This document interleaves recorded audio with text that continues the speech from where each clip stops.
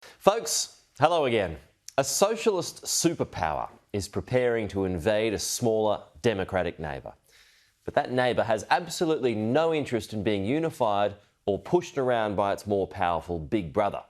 Sound familiar? I could be talking about China and Taiwan. There are similarities, but this week I'm talking about Russia and Ukraine. According to estimates, about 100,000 Russian troops have gathered at Ukraine's eastern border, threatening to cross.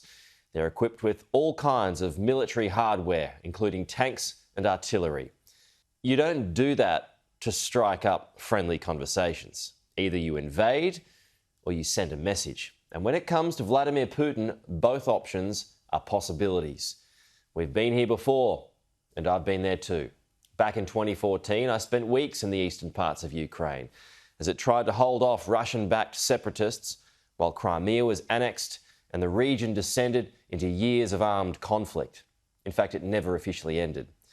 On one occasion, my crew and I were taken from our van at gunpoint and questioned by drunk rebels.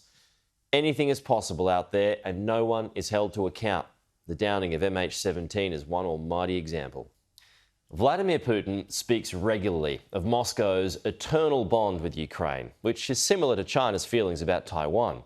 A few months ago, Putin wrote an essay and talked of Russia's spiritual unity with Ukraine and that Western forces drove a wedge between them, exploiting its vast natural resources. He said, and I quote, "I am confident that the true sovereignty of Ukraine is possible only in partnership with Russia. Our spiritual, human and civilizational ties formed for centuries have their origins in the same sources. Our kinship has been transmitted from generation to generation. Together, we have always been and will be many times stronger and more successful, for we are one people." That's what he said. In other words, he wants to reunify.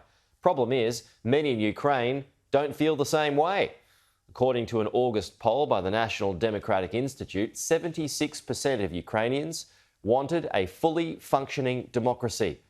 That same poll was endorsed by 71% of those polled in the eastern parts of the country.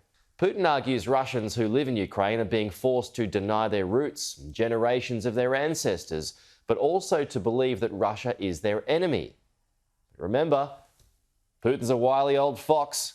The former KGB strongman sees it as his job to return the region to its former glory, with a firm eye on its resources and agricultural land, i.e. territory. That's the key.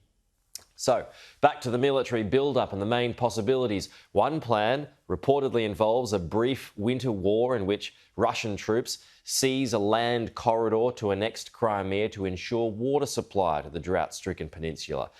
Another theory is that Putin is sending a message to a weakened Joe Biden, and by default the West, to pay him more respect. The other theory is a proper invasion and to take on Kiev. But Putin knows that by doing so, he would get a reaction from the West, which would then impose potentially crippling economic sanctions. He doesn't want that. The ball does seem to be in Putin's court, though, and whatever move he makes will be another test for Joe Biden, whose foreign credentials have taken a pounding this year. Thanks for watching. To support this channel, please like, subscribe, and share below.